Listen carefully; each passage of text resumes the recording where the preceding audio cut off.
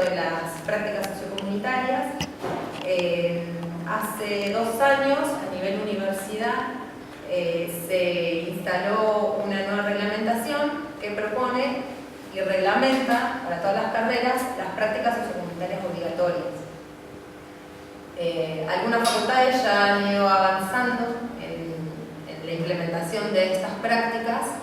En nuestra facultad todavía no se implementó nada, digamos, y un poco nuestra idea era, a través de este ciclo de charlas, poder empezar a instalar el debate en torno a qué prácticas sociocomunitarias queremos y cuáles creemos que debemos tener para nuestra formación profesional, digamos.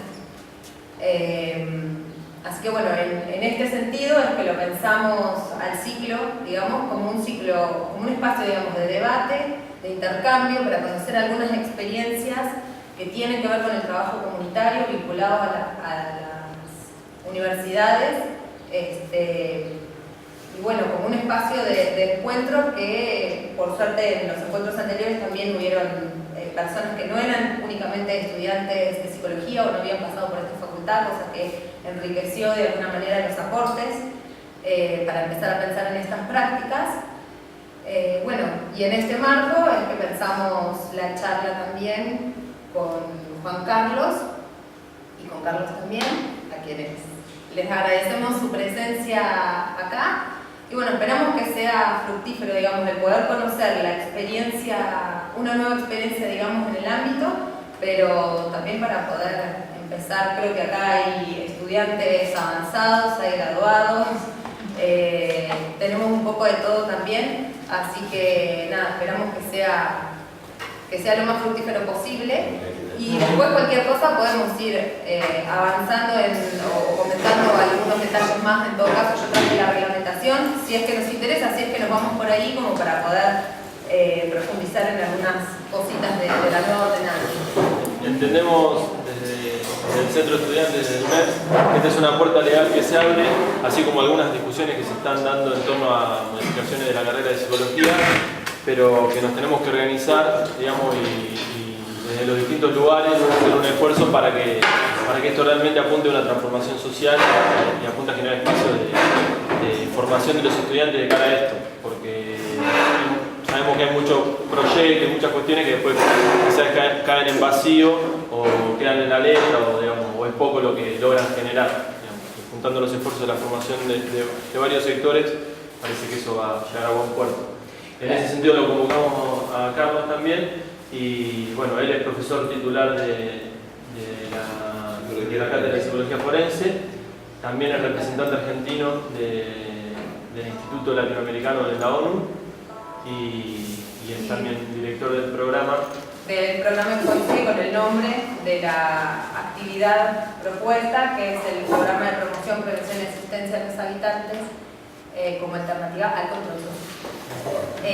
Por ahí lo que yo quería agregar, antes de cederle la palabra a Juan Carlos, es que nosotros también de alguna manera pensamos políticamente en su espacio, en este sentido, ¿no? Para debatir, pero también para mostrar la línea, digamos, que nosotros creemos que nuestra formación debe tener, aprovechando, digamos, que se ha podido instalar esta nueva reglamentación. Nada, nos parecía que era un puntapié inicial realmente para poder mostrarle a los compañeros, digamos, cuál es de alguna manera la formación o a dónde creemos que debe apuntar nuestra formación profesional, cuál es el rol del psicólogo que nosotros vislumbramos y queremos construir. Así que en ese sentido es que pensamos el ciclo de charlas como una bandera, de alguna manera, una de las primeras banderas levantadas en función de que no queremos que quede, como decía Ale, esta ordenanza en letra muerta y que realmente podamos pensar en unas verdaderas prácticas sociocomunitarias que apunten a generar una formación de una universidad, digamos, como decimos siempre, al servicio del pueblo. Así que bueno, les cedemos la palabra. Muchas gracias.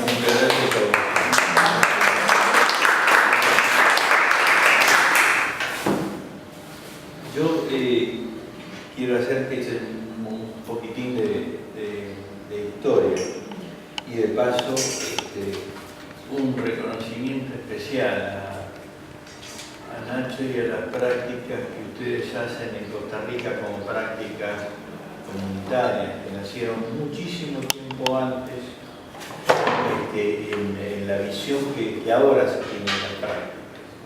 Aquí, en los años 60, hubo un trabajo comunal universitario, pero ese trabajo comunal universitario, que empezó justamente en la isla Maciel en el año 1958, terminada en la revolución que llamamos cariñosamente de la fusiladora.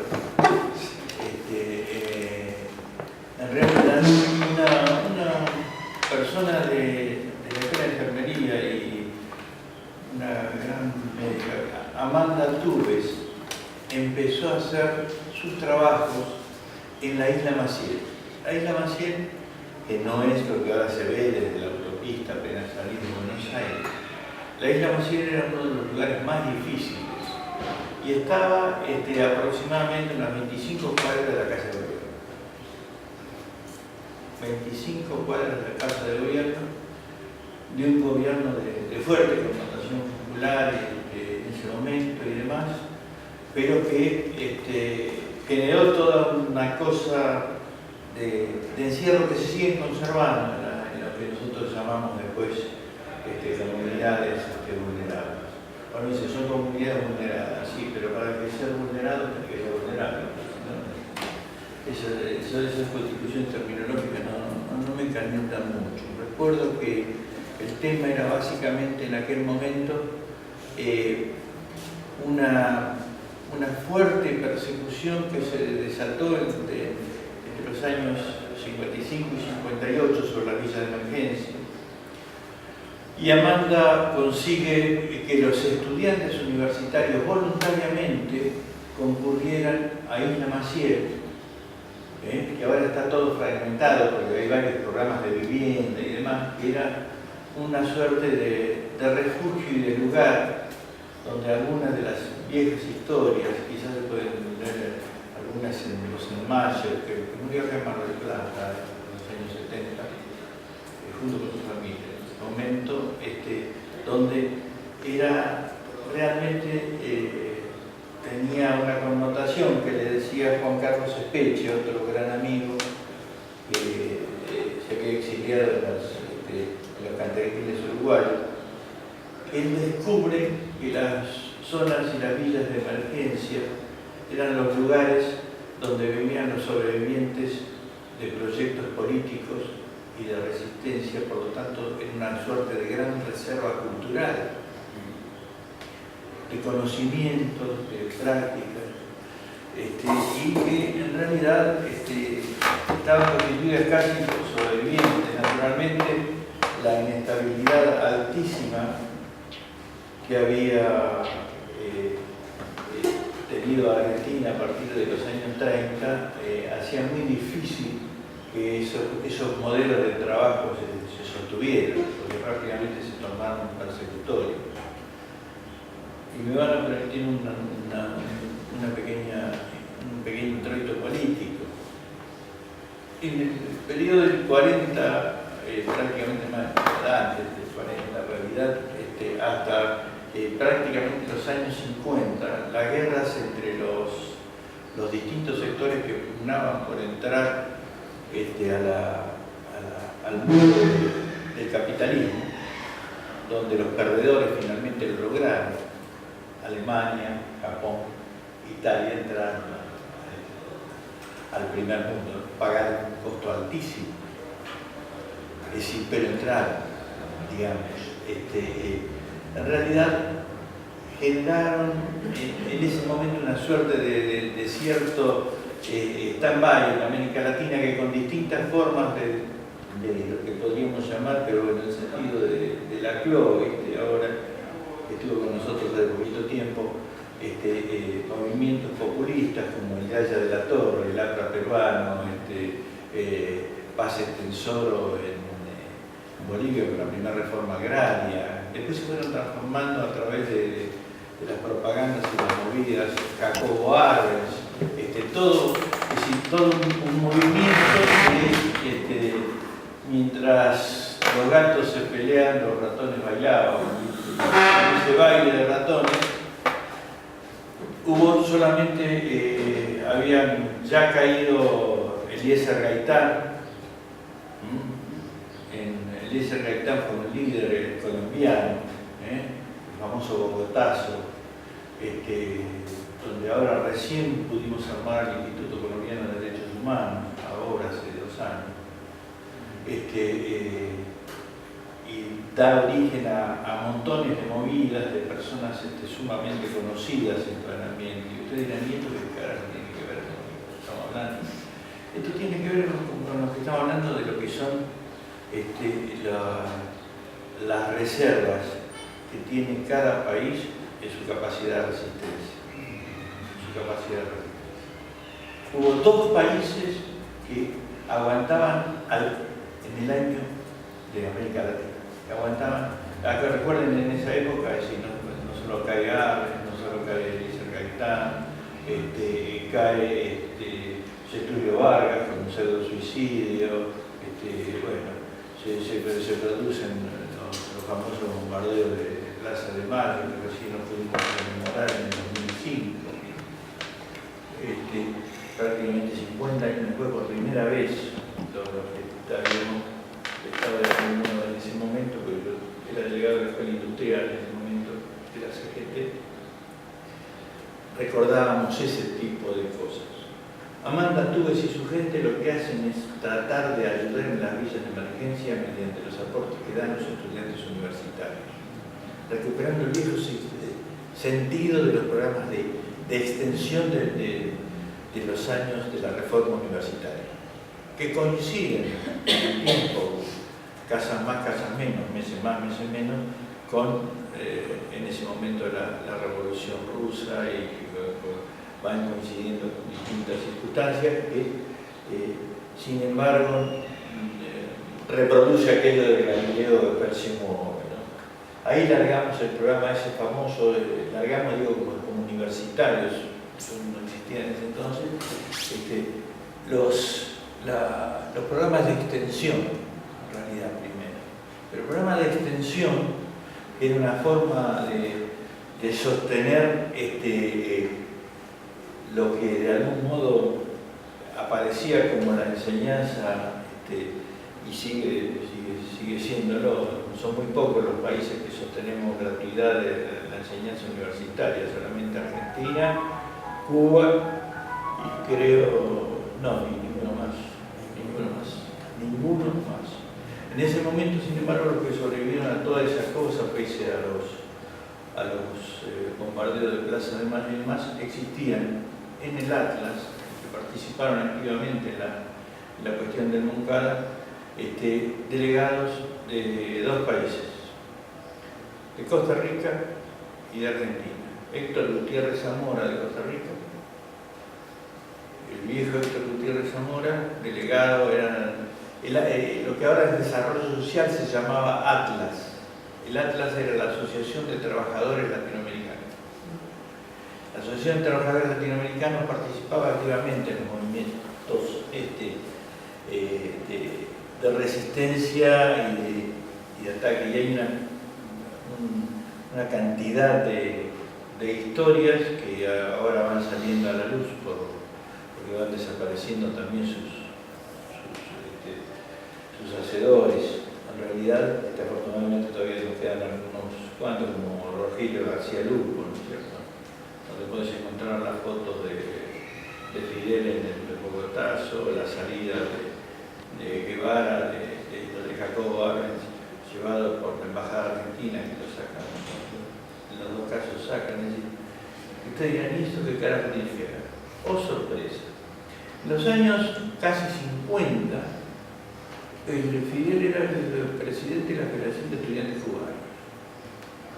Y voy a mencionar otra persona que todos dirán, bueno, pero en ese momento, siempre fue un tipo bastante ambiguo, pero el representante del movimiento argentino que tenía el contacto con la Federación de Estudiantes Cubanos se llama todavía Antonio Cafiero, que ahora tiene 89 años. El viejo Antonio Cafiero era el representante de ciencias económicas, situación que después se reproduce solamente con el finadito Iván Hein, que muere extrañamente, supuestamente, a haciendo, qué sé yo, una masturbación acrobática, justo el día que iba a ser nombrado secretario de Comercio Exterior y que había sido el único que también había ganado en determinadas circunstancias y que tuve... Y decían, es decir, la cuestión de universidad política tiene que ver con lo comunitario, pero también tiene que ver con lo personal y lo ético. ¿Viste? Es decir, no podemos ignorar que hay un interés en todo esto, que por un lado es el personal, que tiene que ver con el extraño nombre que le hemos dado. Ahora discutimos si se llaman prácticas preprofesionales o prácticas profesionales de pregrado. Y ya podemos inventar otra boludez para discutir de pavada, sí, porque realmente que se llame, en realidad lo que es un aprovechamiento de circunstancias para aquellas personas que tienen conocimiento que puedan primero tratar de tener un contacto directo con aquellas personas que de algún modo están en la marginación o en la exclusión, ¿no? Hay grados en ese sentido, o con una muy débil inclusión. Y que, ¿para qué sirve? ¿Para qué sirve este trabajo? Mira, en general, para transformarnos en mejores personas. Poder entender muchas circunstancias, muchas cosas que la mayoría de los que están acá han tenido experiencias, de las experiencias que hemos hecho en lo que llamamos trabajo comunitario, que, oh sorpresa, también resurgen después de la masacre de los 70, pero en realidad la masacre sobre la gente de los trabajadores comunitarios, se llamaba TCU en ese momento. De Amanda Tubes se pasa a generalizar. Inventábamos algunos trabajos que se llaman trabajo comunal universitario, que no era obligatorio, era voluntario. El trabajo comunal universitario se hacía en los lugares que se sentían más difíciles, los ingenios, se hacían los trabajos esos en la mina, la casualidad allí en Aguilar. Hacíamos distintos tipos de trabajos en distintas zonas del país. Realmente eso a mí me tocó hacerlo en Tucumán, Tafí Viejo, Villa Barrio Carpini. Desgraciadamente ese trabajo que venía misturado entre golpes de Estado, distintas formas de masacres y demás, se transformó después en una cuestión donde el gran movimiento que había marcado muchas limitaciones también para los psicólogos, que es bueno aclarar, porque si no pensamos que la psicología estuvo afuera de este tipo de pelotes y la cuestión militar. Y entonces nos olvidamos de algo que lo rescaté afortunadamente acá el material, en Mar del Plata, en la Universidad de Mar del Plata. Y por gente que no estaba en contra de lo que voy a decir, sino que estaba a favor. Que es el acuerdo de Boulder, Colorado, donde Estados Unidos trata de determinar que la práctica clínica esté prohibida para la gente de psicología. Y que solamente hubo 2 países que se resistieron a eso. Ellos siguieron su modalidad, pero esas prácticas se transformaron justamente en 2 lugares que resistieron por distintas razones. Resistió Francia, y no desde la izquierda. Resistió Francia desde una posición nacionalista medio derechosa que no había sido del todo antipática a los nazis, ¿cierto? Donde aparecen algunos ilustres personas que nosotros estudiamos profundamente aquí, pero que habían tenido el orgullo de que no querían ser liberados por los norteamericanos. Es la experiencia de Gaulle, y dentro de la psicología, aunque más allá de las diferencias que pueden surgir, la verdad que uno de los que resistió a esa práctica o a ese proyecto, además de los maquis los guerrilleros franceses, entre los cuales tenemos muchos psicólogos, uno de los grandes psicólogos infantiles, Henri Vallon, uno de los jefes de la resistencia. Tenías montones de personajes ilustres, ni que hablar de los que orientaron después a Alegre y demás, como Georges Politzer. En realidad tenés un montón de fusilados por los nazis en el 41, cuando iba a la Universidad Obrera, que nos aportó los trabajos esos famosos sobre psicología concreta que se dieron acá hasta los años 74-75, ahí el que tenía ese libro se lo comía. Afortunadamente yo no lo tuve que comer, tengo todavía algunos ejemplares. Pero el tema es que de repente la psicología en las prácticas comunitarias picaba, era urticante, porque las prácticas universitarias del TCU pueden tomar las características de un pseudo-populismo asistencialista, puede aparecer como una acción benéfica dada desde el lugar del supuesto saber, o puede ser un lugar realmente de aprendizaje y de posibilidad de brindar servicios. Quizás los dos países que aguantaban en 1955, hay una característica en la resistencia argentina: ningún gobierno militar duró más de 3 años. Y cuando hubo sucesiones entre gobiernos militares, pero la persona que ocupaba el poder durante 3, excepcionalmente 4 años. Nunca. Ninguno duró más que eso. Es decir, que marcaba por lo menos una gran capacidad de poder. Por lo menos. Y la universidad no estuvo alejada de este tipo de cosas. Pero vamos ya a estas prácticas profesionales o profesionales de pregrado que nos dijeron ahora que había que hacer. Fueron sumamente resistidas en la práctica. Usted dice que hace 2 años que están tratando de hacer. Nosotros hace 2 años hicimos lo mismo que hicimos con ustedes cuando hicimos acá los trabajos comunales universitarios. Esas prácticas comunitarias sabíamos que tenían una profunda influencia, pero yo traía una influencia del único país que había resistido a ese embate fuerte que fue Costa Rica. Independientemente de cualquier consideración, las prácticas comunitarias en Costa Rica tienen prácticamente como 40 años, casi 40 años. Más o menos, 38, una cosa así, 38 años que esto que se va a hacer se hacía en Costa Rica. Y ustedes dirán, ¿y qué tiene que ver esto? ¿Y cómo modifica la realidad? Nosotros tuvimos la oportunidad de hacer una práctica marginal que fue quien puede lo más, puede lo menos. Y entonces empezamos con la reforma carcelaria.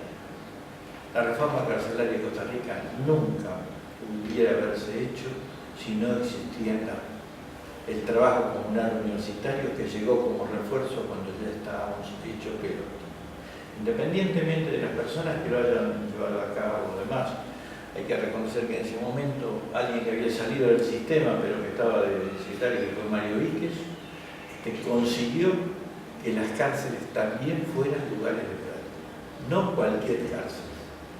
No cualquier cárcel. Era una cárcel que ahora es una de las más peligrosas y en ese momento también, en ese momento recuerden, era el momento de la guerra en Nicaragua, o sea que y teníamos atrás, es lindo, por un sándwich precioso, Somoza adelante y atrás la Escuela de las Américas, donde se enseñaban las prácticas de torturas a todos los militares argentinos, uruguayos, brasileños y demás.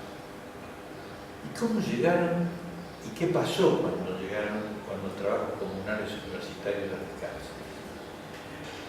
Fue divino, es decir, para los psicólogos fue espectacular. porque realmente les agarró una suerte de ataque de caspa a todo lo que pensaban los psicólogos, somos revolucionarios. Parece un gran golazo, pero ellos se lo creen. Es decir, en realidad se pusieron locos porque lo que sí les asusta es la capacidad de doble lectura. Cuando uno puede leer algunas cosas que no aparecen de forma tangible, entonces se las van a coger a todos. No lo decían con él, se las van a pisar, ¿viste? Que no se dice coger, y agarrar. Y en realidad, solamente durante todas las prácticas, en máxima seguridad, en mediana seguridad, en situaciones increíbles, en máxima seguridad clasificada, o sea, no con estudios y con todas las cosas, no para cualquier perejil como acá que no pagó la cosa, entonces vas a régimen de confianza, o te chupás Batam o te vas a Bahía Blanca. Si te vas a Bahía Blanca, llévate una estampita del Gauchito Gil, por lo menos. Porque si no, la vas a pasar mal. ¿Qué pasó? Primera campaña que se hizo. Alfabetización. Esa campaña de alfabetización hecha por los estudiantes ticos que estaban en los últimos años, en realidad fue un éxito impresionante. No como el que tienen los cubanos con el programa ese Yo Puedo, etc. No. Es decir, era otra cosa. Y asombrosamente, esa población, que supuestamente era la violenta, la terrible, no tuvimos un solo ataque. Sino, voy a decir con todas las palabras porque estamos acá, somos todos veteranos. Es decir, una sola vez que pasó una compañera, un muchacho panameño, que estaba más loco que una regadera, le dio, diríamos los ticos, una navegada. Diríamos nosotros, te cuento. Y se asustó todo, que se no sé qué carajo. Nunca tuve, trabajando en pabellón, con trabajo comunal universitario, un solo ataque. Ni una sola apretada. Ni una sola apretada, estoy diciendo, no apretada del orden sexual, sino tampoco de dame esto, dame aquello. En realidad lo que vimos era una cosa que de algún modo sosteníamos como teoría. Es decir, que el no poder hacer el trabajo comunal universitario o el desactivar el trabajo comunal universitario tiene un profundo sentido político, que es establecer cada vez más claramente la desigualdad y establecer una clara diferencia de clase. Y entonces captar a aquellas personas que tienen determinadas cosas que podrían aportar o atenuar, dejarlos, desactivarlos. No solamente pasa en la formación de los universitarios, en la formación terciaria de los milicos de nuestro país, asombrosamente, las prácticas carcelarias para los oficiales de las cárceles se hacen recién en el tercer año.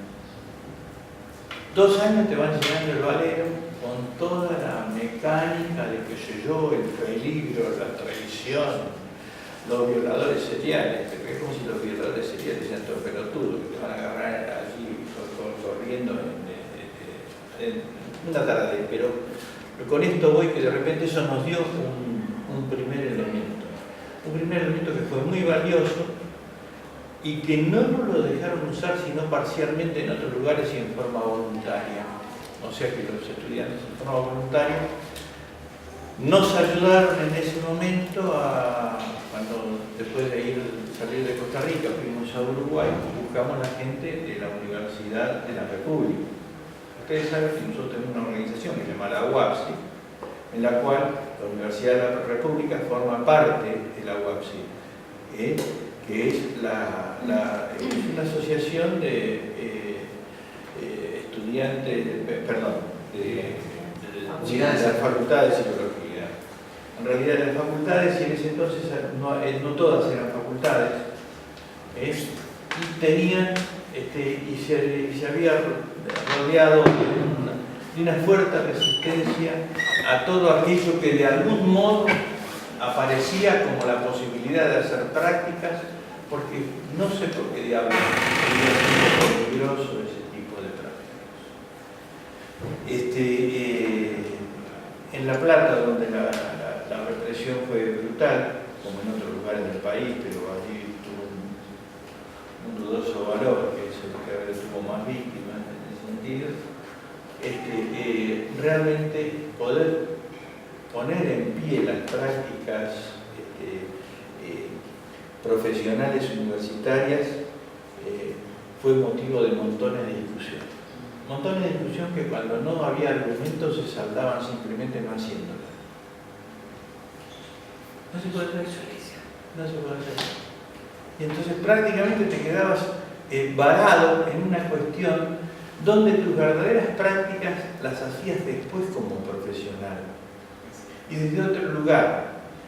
Porque al no haber tenido contactos, sino los que vos podías crear por tus propias condiciones personales, entre los trabajos que se podían hacer, sobre todo en esas unidades que están en todos los lugares, en el único grupo que directamente es atravesado de todo el país por el proceso educacional, que son las escuelas primarias y a veces las escuelas secundarias, ahora supuestamente hasta las escuelas secundarias, pero bueno, es muy difícil que alguien deje su ropaje de profesional o de terciario, una vez que ya lo alcanzó.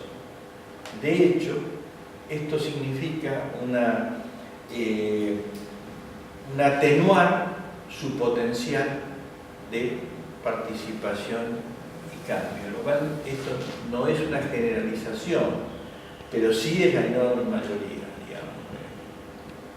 Recordaba ayer y no me avergüenza, pero porque sí, la realidad no es triste, lo que no tiene remedio. Estoy cumpliendo este año 50 años de docencia universitaria, desde como estudiante, ¿no? Recordaba con unos compañeros que las primeras prácticas se había hecho en el 63 en neuro y en psicología experimental se llamaba, que era otra psicología experimental, estaba Piaget, Pierrot, es decir, Frege, era toda una visión que me permitió conocer la cuestión neuropsicológica y reflexológica a fondo, qué sé yo, y recordaba esto, que cuando empezamos a trabajar en el trabajo personal universitario, coincidía con un cursante de los años 60, no me recibo en el 68, después de la carrera no me importa, porque la dedicaba también a otras cosas, en realidad, para poder empezar, me di cuenta que hay que empezar de cualquier manera, y entonces empezamos, como siempre, mal. Dijeron, hay que hacer 500 horas, pero entonces los grupos van a seleccionarse. No todos los estudiantes van a hacer las prácticas profesionales de pregrado, sino vamos a seleccionar y de tal cátedra darán 25, de la otra 40, y yo dije, carajo, no. En la mía la hacen todos y a la mía. Bien, mal, pero los hacemos. Citando, parafraseando a un tipo que no lo quiero nada, que es a Sarmiento, pero por otras razones, pero eso sí, se lo reconozco como había que hacerlas. Naturalmente nos dijeron hasta de lo que nos íbamos a morir, pero eso lo tenemos más o menos claro. No lo calentamos mucho. Y hace ya, es el tercer año que eso nos fue. Es el tercer año, pero ese año le hicimos solamente nosotros y 2 cátedras se hicieron para 25 personas teniendo 300. Que volver a la misma, hoy me va a salir toda la mala palabra, a toda la mierda de la residencia. Pues la residencia, que fue una cosa de élite, pero también una cuestión. Fueron de élite de los años 30, en Estados Unidos se seleccionaron las residencias como forma para que algunos las pudieran hacer. De por sí es increíble ahora, pero se presentan 800 personas para una residencia, pero entran 20, 15. O sea que se transforma en una cosa de élite, ¿no es cierto? Esa élite que hizo mucha más carne en medicina que en psicología. Primero porque nosotros somos, primero de psicólogo y de loco todos tenemos un poco, y entonces, empezamos ¿cómo? como habíamos hecho, recordando las experiencias de Costa Rica, empezamos. En la parte civil, ni te cuento, mis ayudantes realmente estaban felices, porque no alcanzaban a putearse uno a mi mamá, también a mi abuela, y hasta mi bisabuela que se recordaba por él. Porque la gente que ya estaba, inclusive la que se había formado en esta manera, solamente un pequeño grupo aceptaba ir a los hospicios, a los lugares de débiles mentales o de enfermedades neurológicas, a las cárceles, a las instituciones de menores, a las alcaldías. Y además estaba ese otro fenómeno que nos pusieron. Estoy hablando de las prácticas preprofesionales, lo demás fue un poco para decir de dónde viene toda esta locura, ¿no? Esta locura que hay que hacer. Porque realmente, ahora voy a explicar en qué otro lugar se hacen y cómo se hacen.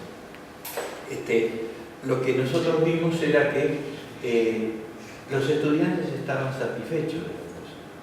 Los que no estaban satisfechos, y no he conseguido todavía, por lo menos establecer un control social, que ya ha dejado de ser democrático y empieza a ser un vivo represivo, pues lo voy a meter adentro que sea patada. Sí, vos sabés, el boludo se borra. Entonces, dejan a los estudiantes solos. Dejan a los estudiantes solos. Y el que tiene supuestamente los conocimientos dice, no, porque yo en este momento vamos a hacer esta reflexión sobre no me jodas. Es decir, si tenés miedo, decís que tenés miedo, no me jodas. Realmente lo que es mentira.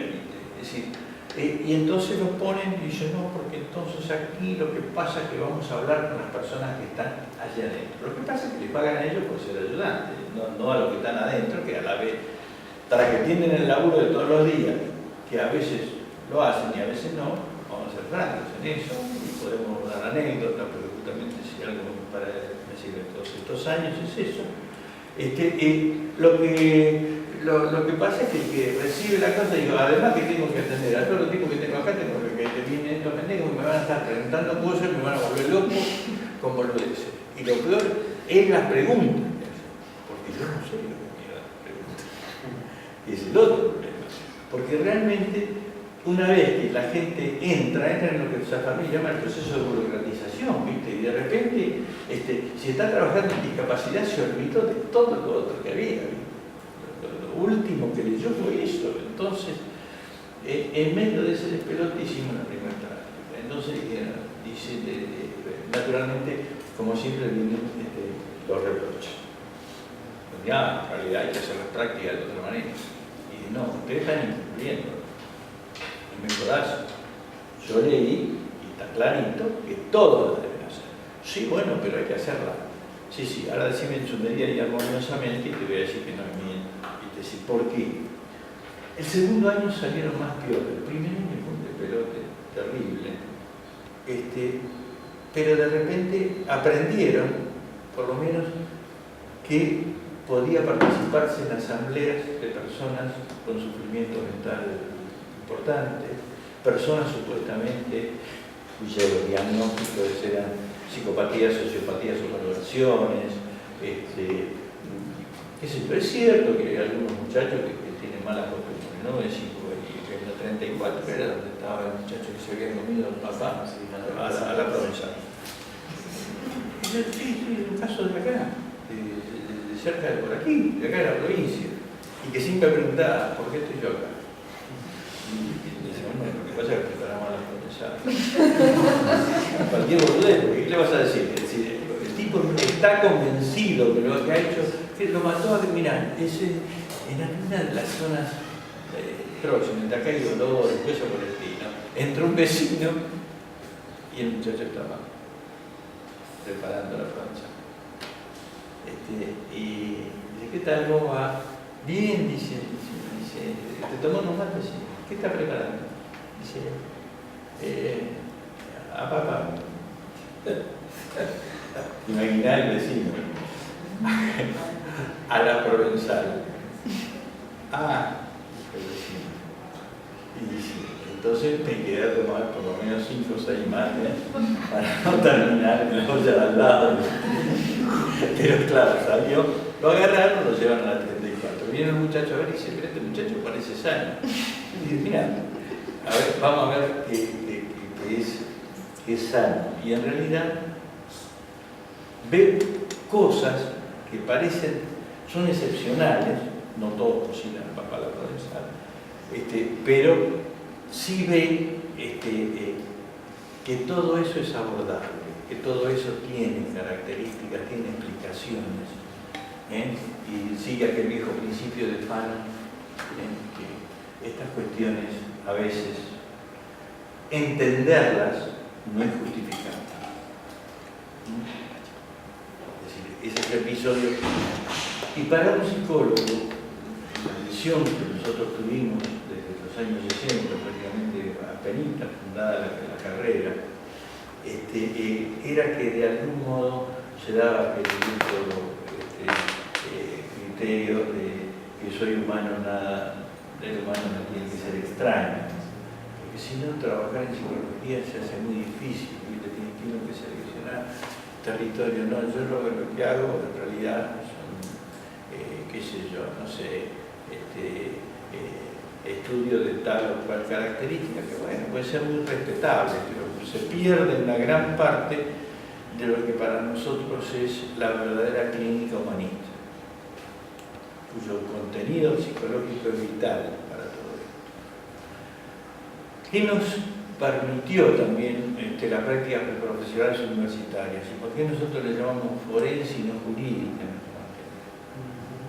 Porque foro es, en la acepción de la Real Academia Española, donde uno que es un experto en discursos, resulta que no ve que adelante dice real.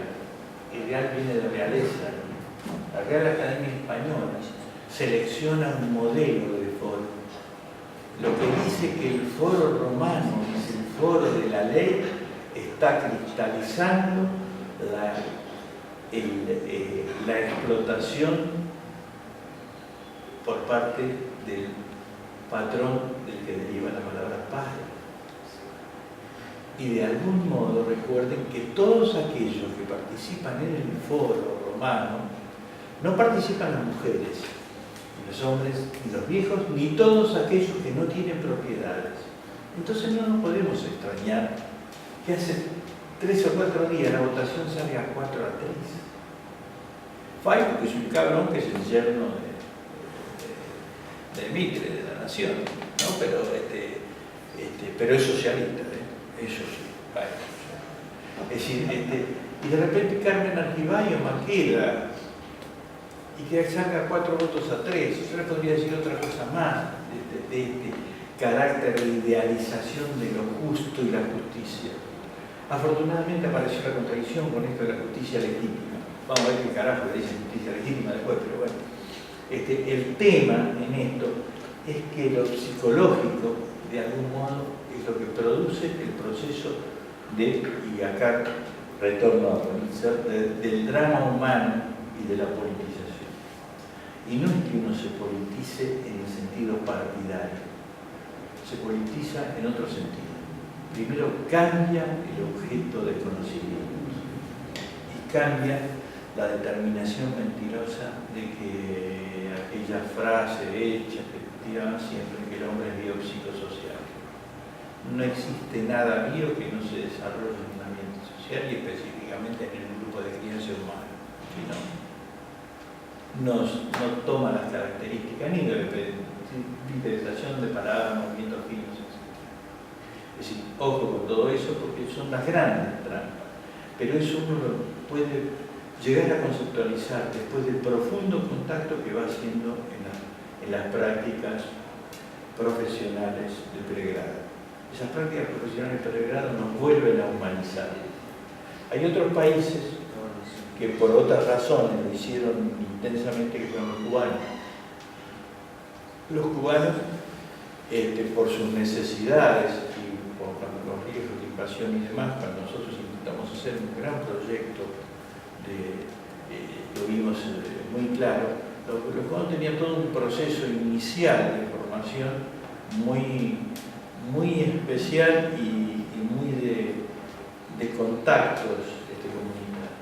Y nosotros, habiendo conocido a los ticos y a los cubanos y a los nicas, que realmente son en realidad varios más, pero vamos a parar con eso, empezamos a ver que, por ejemplo, el trabajo comunal universitario que nosotros hicimos, o lo que llamamos trabajo comunitario, nos permitía atender barrios que eran difíciles.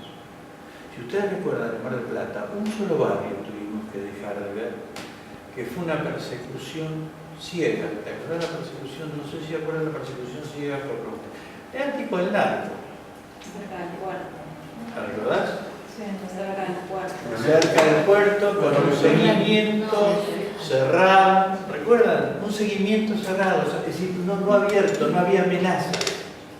Simplemente vos te ibas y te seguían hasta cierto lugar y te ibas. Y en ese momento dijimos,